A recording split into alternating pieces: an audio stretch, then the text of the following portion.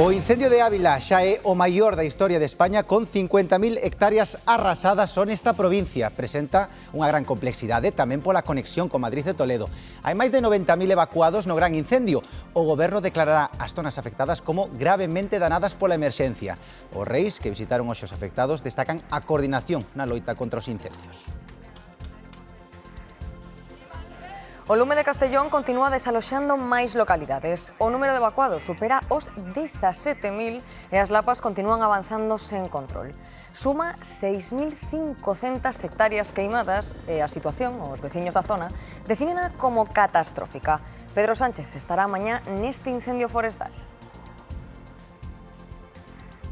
Encontran un corpo na zona de Redondela, onde buscaban dende hai un mes unha muller de Vigo desaparecida dende hai case un mes. O cadáver estaba nun lugar de difícil acceso. Después de ser madre, abuela, lo mejor que me ha pasado. Ayudaba a hacer acuarelas, pintábamos figuritas. Era unha festa, ir que o abuelo nos subir ao burro. Cuidan moitísimo dos netos. Mellor que dos fillos. Eso é lo bonito, ¿no?, de los abuelos, que consienten todos los niños. Bendito Día de los Abuelos.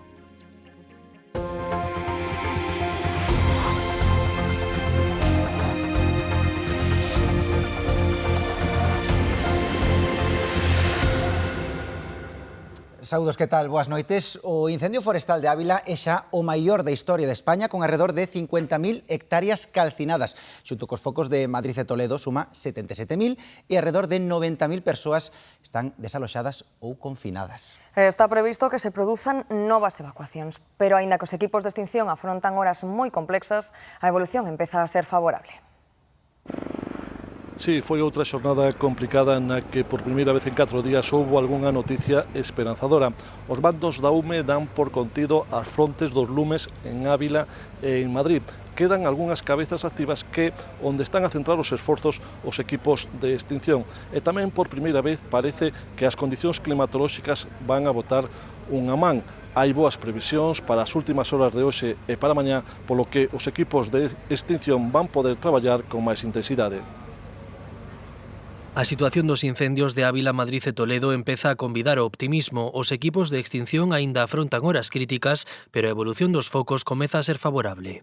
Quedan horas complejas, es verdad que lo que se nos ha trasladado aquí en este CECOD ha sido que esta noche ha sido muy positiva. Estamos pendientes, gracias a los efectivos del Sistema Nacional de Protección Civil, de consolidar algunos espacios que parecen que pueden haber ya sido consolidados y acabados esos incendios. No incendio de Ávila, que é xa o peor da historia de España, o vento deu un pequeno respiro. Nos encontramos ante un incendio extraordinariamente complejo, por las propias condiciones meteorológicas, por el propio incendio de Ávila, por el incendio que en paralelo venía desde Madrid, que se han estado condicionando el uno al otro. O incendio de Madrid é o peor da historia da rexión. O que máis preocupa é o flanco oeste e que o lume non avance cara ao norte.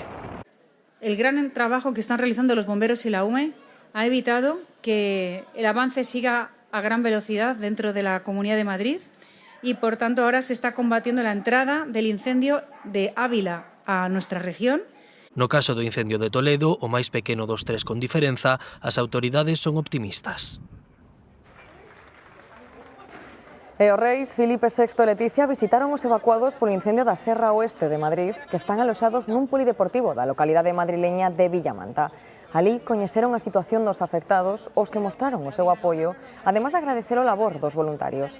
Estiveron acompañados polo xeneral xefe da UME e a presidenta da Comunidade de Madrid. O rei eloxou a coordinación das administracións e convidou a reflexionar sobre o futuro para ver que se pode facer mellor. La coordinación está siendo ejemplar en todos los sentidos. Yo creo que es un buen mensaje. Cuando vemos que unidos se puede afrontar cualquier riesgo, es el mejor mensaje para todos. É a devastación que deixa tras de sí o incendio de Burgondo, en Ávila. Son imaxes da localidade do Barraco, onde arderon varias vivendas. ¿Qué vamos a sentir? Pues pena. No podemos decir otra cosa. Na localidade de Candeleda pasaron a súa primeira noite arredor de 450 persoas desprazadas polo incendio de Ávila. Acolléronas tanto en instalacións municipais como en casas particulares.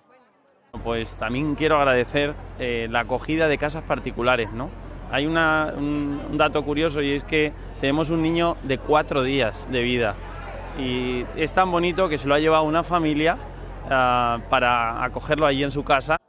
O maior número de desprazados están na Comunidade de Madrid, alrededor de 30.000 persoas de 12 municipios, como as que están acollidas neste polideportivo de Villanueva de la Cañada.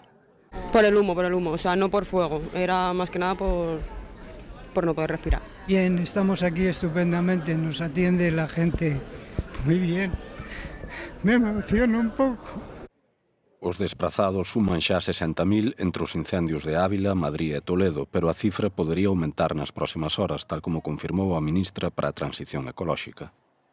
Creemos que sí va a haber nuevas evacuaciones y próximamente seguramente se podrá ver a la vista de la evolución del incendio dónde serán esas evacuaciones.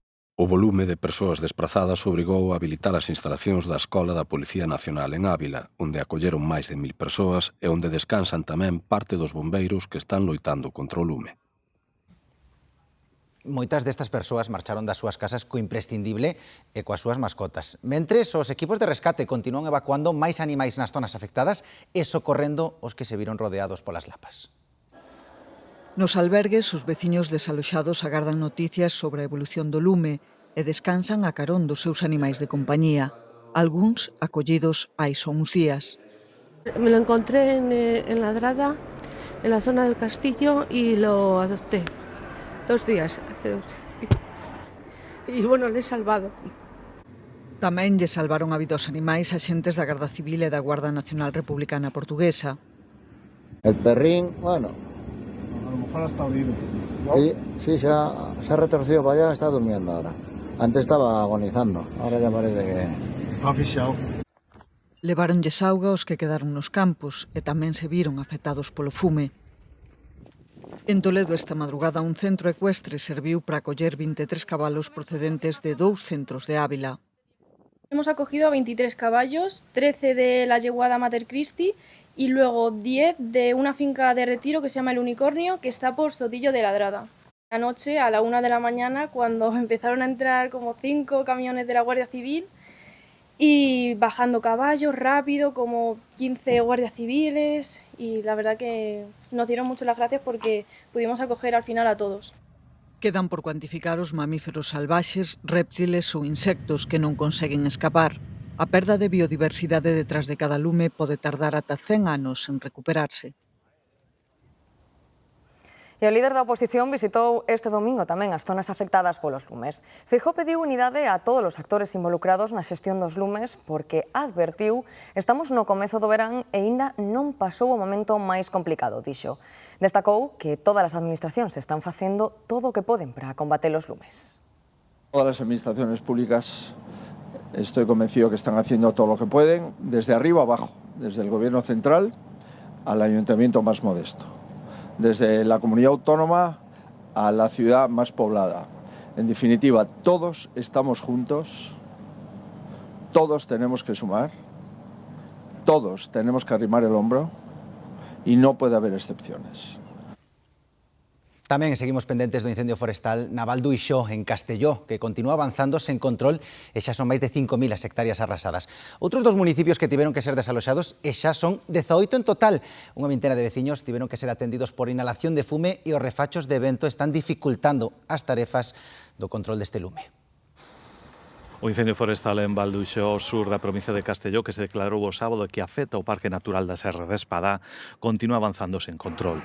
Uns 450 operarios e unha vintena de medios aéreos tratan de loitar contra as lapas que xa arrasaron 4.300 hectáreas e que presentan un perímetro de 40 kilómetros. En estos momentos el incendio está también fuera de control. Técnicamente la extinción es difícil. Es muy complicada, además, por esas condiciones meteorológicas. A primeira hora do serán, 2 municipios tiveron que ser desaloxados pola proximidade das lapas. En total son xa 18 os termos municipais afectados. 16.000 persoas tiveron que abandonar as súas casas e, aínda que a maioría toparon acubillo en residencias alternativas, unhas 560 persoas permanecen aloxadas en polideportivos e dependencias municipais. Los nervios y con mucha tristeza por dejar nuestras casas. Tengo 76 años y todo lo que tengo lo tengo allí. He ido aquí aquí con la perra y todo y es muy agobiante todo. Este serán unha mensaxe do ES-Alert que instaba a confinarse os veciños do municipio de Onda, polo que xa son 3 os termos municipais confinados. Ademais, 19 persoas tiveron que ser tratadas por inhalación de fume, polo que o Centro Integrado de Coordinación Operacional decidiu que ningún veciño poida retornar ás súas casas ata que melloren as condicións do incendio, aínda que as previsións non eran optimistas. Vamos a intentar cortarlo lo antes posible, pero bueno, no nos ayuda la climatología de momento. As causas do lume permanecen baixo investigación, mentres os equipos de extinción traballan para topar unha fiestra de oportunidade e conseguir impedir o avance do lume. O presidente da Xunta asegura que Galicia colaborará con medios na loita contra os incendios noutras comunidades mentres sexa necesario. Hoxe mesmo mandou un relevo para sustituir os profesionais mobilizados o pasado xoves. Rueda mandoulles unha mensaxe de ánimo aos afectados. Mandar un abrazo a toda la gente que está en Castilla y León, en Castilla-La Mancha, en Madrid ahora mismo pasando por momentos muy complicados, donde hay bomberos y medios gallegos echando una mano todo el tiempo que haga falta, como ellos nos han echado siempre que nos hizo falta a nosotros y hemos vivido momentos muy recientes muy complicados. Situación crítica no suroeste de Francia por unha vaga de incendios, uns lumes que obrigaron a evacuar a máis de 250.000 persoas e que xa devoraron máis de 42.000 hectáreas preto de Burdeos. Iso sí, polo momento, descártase o desaloxo desta cidade. O avance do lume obriga a manter pechada a autovía 63, a principal liña de conexión por estrada con España. Tamén continúa suspendido o tráfico ferroviario na zona. E a policía alemá abate a tiros o sospeitoso do atropelo múltiple na festa do Orgullo de Berlín. O caso, que se investiga como un ataque terrorista, rematou coa vida dunha muller e con 29 persoas feridas. Era este home, Abdul Balut, de 21 anos, vencellado co Estado Islámico e con antecedentes penais. En 2025 foi detido no Líbano cando pretendía viaxar a Siria, extraditado a Alemanha como cidadán xermano. Condenaron a 1 ano e 10 meses de prisión por tentar unirse a un grupo xihadista. Dende maio estaba en liberdade condicional coa condición de que participase nun programa de desradicalización. A Policía de Benidorm rescata un neno de 8 anos que estaba sentado sobre un aparato de aire acondicionado no andar 21 dun edificio. O pequeno, que ten un trastorno do espectro autista, estaba só nun piso turístico. E o seu pai foi detido ao chegar ao apartamento despois de facer unhas compras. Aquí en Galicia aparece un cadáver na zona de Redondela onde buscaban dende hai un mes unha muller desaparecida. O corpo foi atopado preto do regato da Preira na parroquia Redondelá de Santo Estevo de Negros. Un particular alertou o 112 e até o lugar, de moi difícil acceso, desprazáronse os servizos sanitarios e axentes da Policía Nacional e local. O cadáver estaba a 1 kilómetro do punto no que hai días toparon o pano da muller de 75 anos, María Pereireira, veciña de Vigo e desaparecido pasado 29 de xuño. A busca da moza de 24 anos desaparecida en Lugo continúa, de momento sen éxito. Falta da súa casa dende o pasado martes. A moza desaparecida en Lugo o pasado día 21 chamase Carmen e ten 24 anos. A súa busca céntrase nunha paraxe onde ata hai uns días recibíase o sinal do seu teléfono móvil. Trátase dunha zona boscosa e con vegetación alta. Non por iso deixan de rastrexar na busca de algunha pista sobre o seu paradoiro. Buscámola donde esté, o sea, é que nos dá igual, é que ten que aparecer. Ayer fixemos unha batida bastante grande, pero sin éxito, e hoxe volvemos e seguiremos hasta que a encontremos. Hoxe son grupos de voluntarios os que percorren a periferia de Lugo. Estamos detrás do Polusa, na zona do aparcamiento do Forus, que se pudera vir hasta aquí é un gran esforzo, vamos a batir a zona esta, a ver se aparecerá hoxe. Na súa parroquia en Tirimol hai preocupación sobre o seu paradoiro. É unha chavala moi nova, é unha chavala, claro, moi boa rapaz. No entorno do seu centro de traballo e tamén no barrio de Milagrosa, onde viron por última vez a Carmen, atopanse varios cartéis informativos. A Asociación SOS Desaparecidos activou unha alerta ante unha desaparición considerada de alta vulnerabilidade. Sei que a circunstancia é moi jorobada e ojalá entre todos poidamos dar con Carmen. A Policía Nacional ten abertas varias liñas de investigación sobre este caso. Durante o verán aumenta o tempo que pasamos en espazos abertos como prazas e terrazas e tamén aumentan os cacos. Por iso, compre ter controlados os nosos obxetos persoais, ollo sobre todo cos móviles, as carteiras e bolsos. Pero un dos grandes prexudicados tamén polos ladroizos nesta época son os comercios. O que máis se furta aquí, a crema solar, o alcohol, os friames, o aceite de oliva e ollo, porque neste ano de Mundial tamén, sí, as camisetas de fútbol. Ben, pois estas subtraccións estivais que ás veces poden parecer pouca cousa acaban ocasionando perdas millonarias nos comercios. En concreto, máis de 760 millóns de euros, segundo os datos do barómetro do furto na distribución comercial. Os furtos son o pan de cada día en moitas farmacias. Tengo 5 denuncias pendientes de llevar a la policía porque, bueno, pues yo tengo, es verdad que tengo un seguro, pero bueno, aún así es exagerado esta calle y me consta que el resto de compañeros también. De hecho, en las farmacias ya tenemos algunos asiduos a las farmacias porque luego hacen mercado negro con cremas y productos de alimentación infantil y tal. Os ladróns buscan sobre todo produtos para bebés e artigos de alta cosmética, aínda que durante os meses de verán tamén desaparecen das baldas algúns protectores solares. Muchas veces aquí, como hay mucha afluencia de gente, no los vemos entrar, pero luego nos damos cuenta por errores de stock, las cámaras de seguridad que tenemos. En xeral, os furtos nas tendas e nos supermercados aumentan durante o verán, especialmente nas zonas máis turísticas. Bebidas alcohólicas, embutidos ibéricos e aceites figuran entre os artigos máis sustraídos.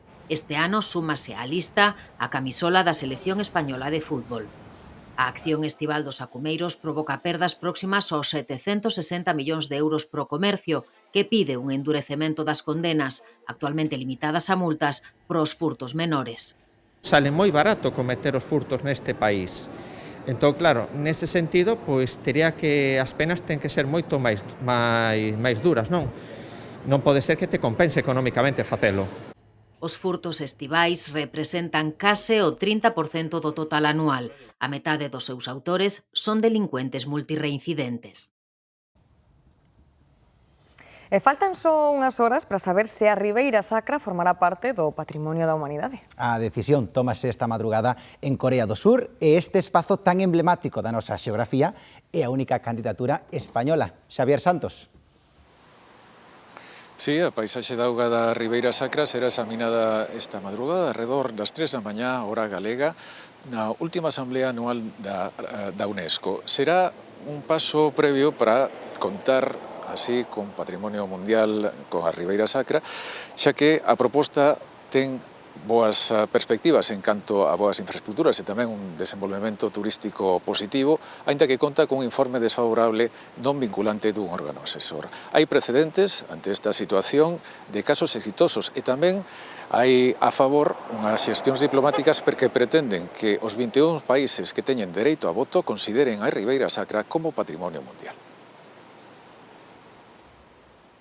Grazas, Xavier. E o Mosteiro de San Clodio en Leiro acolleu hoxe a Romaría Internacional da Banca, que nesta edición xuntou 350 convidados procedentes de 12 países.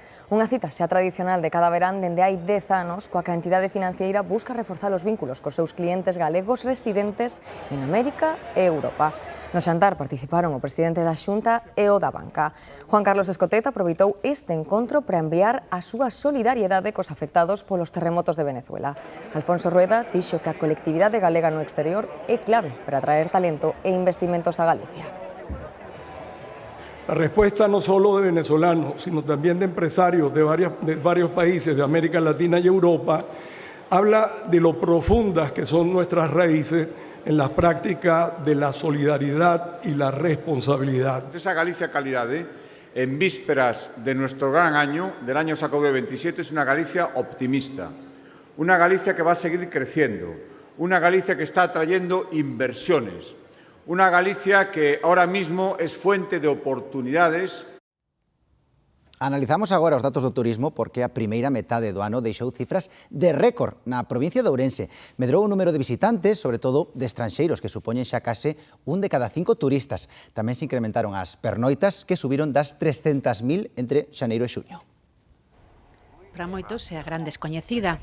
No, Ourense no, es justamente lo que no conocíamos de Galicia. Habíamos oído hablar muy bien, las termas, todo, la gastronomía, la gente, todo. E por iso cada vez son máis os que se animan a visitar esta provincia. Muy bonita, hemos estado en la Ribera Sacra, también en las aguas termales y todo muy bien. La comida estupenda también. Uy, si te cuento todo no te doy abasto. Bueno, ciudades preciosas como Allariz, yo qué sé, Ribadavia, Maceda. Una vuelta por el Miño y el Cañón del Sil y ver todo eso. Y nada, a disfrutar, que esta tierra es maravillosa. Atractivos que fixeron que nos 6 primeiros meses do ano antes do forte do verán, máis de 163.000 turistas visitaran Ourense, a cifra máis alta dende que hai rexistros. Sí, é verdade, este ano foi bastante bo, os primeiros 6 meses, sobre todo o mes de maio. Hai un pouco de todo, hai moito turismo nacional, sobre todo tamén agora polo AVE, hai moita xente, pois, por exemplo, de Madrid, son 2 horas, veñen ao mellor pasar 2 días, vanse. Turismo nacional hai moito, pero sí que é certo que cada vez veñen máis xente de fora. O turismo estranxeiro foi o que máis medrou neste primeiro semestre, representando xa preto do 19%. De portugueses do noso, como nos quedan aí ao ladiño, e tamén tema nórdico, holandeses, ademais tamén temos bastante público. E cada vez quedan máis tempo, as pernoitas medraron máis dun 13% con respecto ao mesmo período do ano pasado, superando a cifra histórica das 320.000, datos da primeira metade do ano que apuntan a unha desestacionalización do turismo en Ourense. Como que crava a bandeira do seu país, os nosos veciños portugueses son os máis madrugadores niso de afincar os parasois para disfrutar de un día completo de praia. Compartimos océano, pero na franxa atlántica portuguesa os areais son máis abertos, máis profundos e crevados e, se cabe, de augas máis frías. Sim, viemos em excursão e muitas excursões vêm para aqui. E eu gosto de vir cá. Há muito português aqui, há. E porquê? Porque gostam da praia. A água é mais quentinha, há mais espaço. Ou seja, a praia aqui tem muita menos gente, lá é um aglomerado de gente, ou seja, tem muita gente. São perigosas lá, pelo menos no norte é assim, algumas. E aqui não, aqui são umas praias mais lisas. Temos a fronteira, que é aqui perto. Pronto, nós somos imigrantes na Suíça, vivemos no norte de Portugal, temos casa e viemos passar o dia. Gosta de Vigo. Vigo gosta e venho agora, vim de Portugal aqui e vou à Santa Tecla. Gosto muito desta praia. É aqui e na outra lá adiante, em Baiona. Baiona também é muito bom. Muito português aqui. Muito português que quer vir para cá. Eu tenho a minha filha que vem para Sançais. É 1 hora daqui e vale a pena vir conhecer. Por Portugal já conhecemos e temos que conhecer também um bocadinho da Espanha. Este sábado nos falamos con portugueses de Filgueiras, de Braga, de Porto. Chegan a Samil en menos de hora e media. E iso é outro factor que explica a querencia dos lusos ás Rías Baixas, especialmente a Baiona, a Vigo e a Sanxenxo. As vacas galegas sempre tiveron nome propio, Pinta, Gallarda, Amarela, Morena, son algúns dos clásicos. Pero este bello costume foise perdendo pouco a pouco nas nosas granxas. Co paso do tempo, os nomes mudan agora por números. É a vaca 5988 da granxa Fonteboa, unha explotación do concello de Frades, onde teñen unhas 700 reses. Hai anos, a granxa era moito máis pequena, tiñan só 40 vacas, e aínda seguían o vello costume de chamalas a todas polo seu nome. Claro, cando manexábamos volúmenes máis pequenos, eranos máis fácil atopar nomes, había Chenoa, Amarela, a Blanca, a Roxa, había de todo. Pero ahora, con 334 vacas en ordeño, 700 animales en total... A medida que as explotacións foron medrando e profesionalizándose, a tradición foise perdendo. Sandra, que traballa na granxa familiar, foi a última xeración en poñerlle nomes ás vacas da casa. Eu acórdome de poñerlle nombres das de Operación Triunfo, de Chenoa, Bet, Rosa... Era o que un pouco que estuvera de moda neste momento. Pero bueno, ahora tamén as conocemos, o sea, ainda que van polo número, sabemos que a 84-86 pues é a que dá sempre patadas na sala, ou hai unha a 30-92 que sempre se deixa acariciar, ou conocémolas igual. Segundo un estudo da Universidade de Newcastle, as vacas que teñen nome propio dan máis leite que as que non o teñen, son máis confiadas no manexo e teñen menos estrés. Ben, hoxe é o día dunha das figuras máis especiais e importantes na familia. Sempre están, sen pedir nada a cambio, e pase o tempo que pase, son eternos. Sí, representan o agarimo, a compañía e fían o pasado co presente nun fogar. O 26 de xullo é o Día dos Avós e hoxe en día tamén son parte importante na conciliación e como soporte económico. Os avós e as avoas son a imaxe da amorosidade, da tenrura e hoxe da implicación e mesmo da responsabilidade na crianza dos netos. Los netos, los preferidos no son los padres, son los abuelos, porque los consiente todo. Eso es lo bueno. Por eso el amor es tan grande, porque no hay responsabilidad.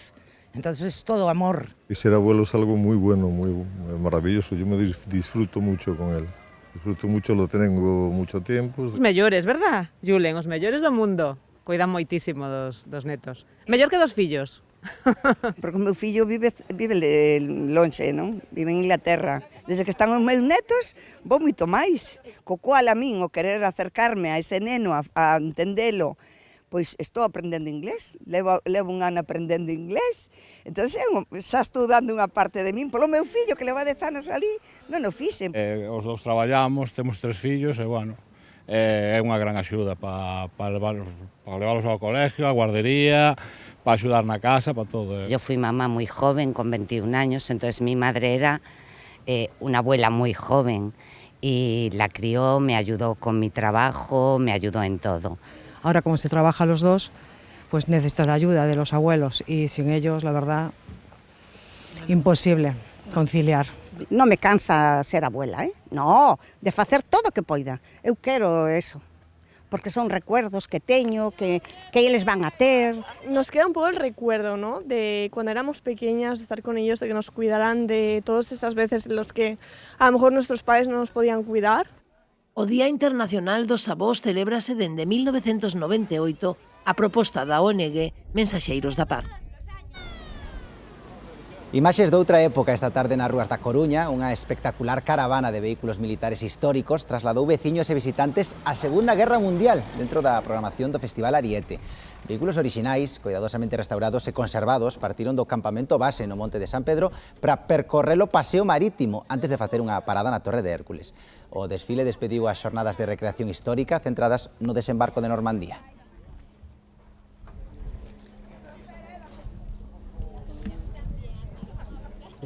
E máis de 600 gaiteiros tocaron en Manzaneda na final do certame celtibérico de bandas de gaitas. Un evento con 17 edicións de grupos de toda España e Portugal, sendo así o máis internacional da súa historia.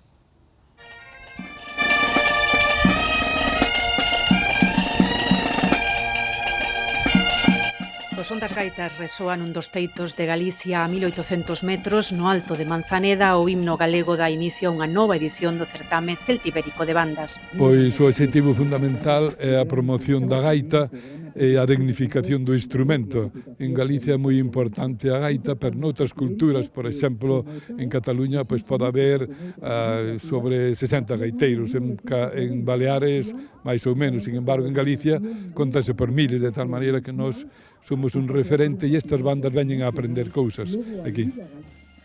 Sobre o círculo de competición actúan bandas chegadas desde distintos puntos de Galicia, pero tamén Asturias, Madrid, Cataluña, Illas Baleares ou Portugal. Este instrumento había estado en desuso muchos años.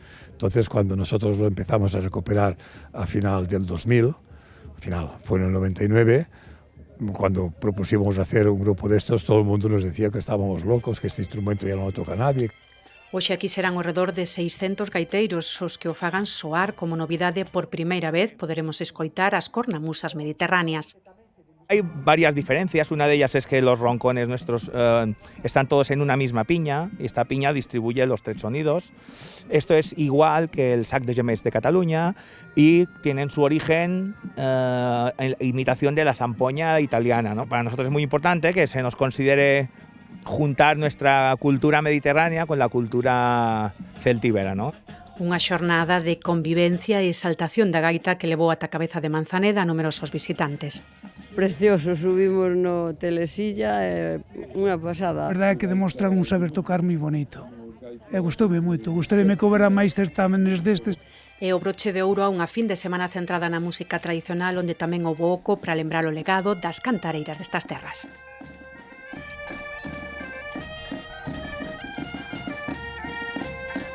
As rúas de Compostela son pasarela para centos de persoas que hoxe enxalzan os seus traxes galegos. O desfile en Tía percorreu o casco histórico ata a Praza da Quintana, amosando o gran valor que ten esta vestimenta. E ali en directo está Xoel Rodríguez. Sí, vestimentas que celebran hoxe o seu día central no marco destas festas do Apóstolo de Santiago, unha xornada e van xa 47 anos facendo que busca poñer o foco nestas pezas, nestes traxes da nosa tradición e da nosa cultura. A mañá foi a quenda dese desfile de traxes tradicionais que foi seguido dunha misa solemne, tamén dunha recepción oficial na Casa do Concello, e pola tarde houbo tempo para unha exhibición comentada de algunhas destas pezas e tamén para a entrega de premios no marco do concurso que realiza a Asociación de Traxes Tradicionais. Agora, a quenda pola noite será para a música, para pechar esta xornada de festa da man de dúas actuacións, a de Felisa Segade ás 10 e a de Budiño ás 11 aquí na Praza da Quintana. Viñeron o desfile e foi pasando de fillos a netos, bisnetos que veñen en camiño tamén.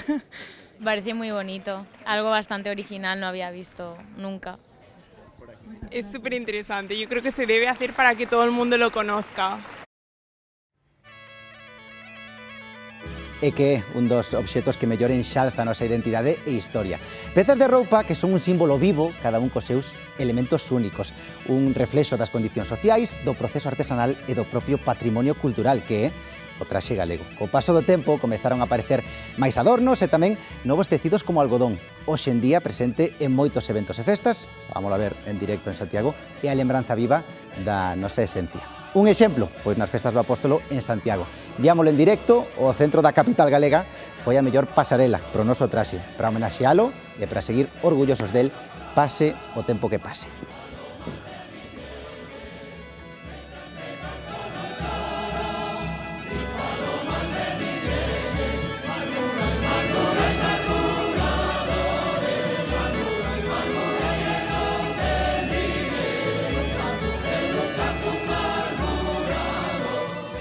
Que imaxes tan fermosas e que nunca se perda. Que importante é. Moitísimas grazas por estaren aí un domingo máis e agora chegamos Deportes Santiago.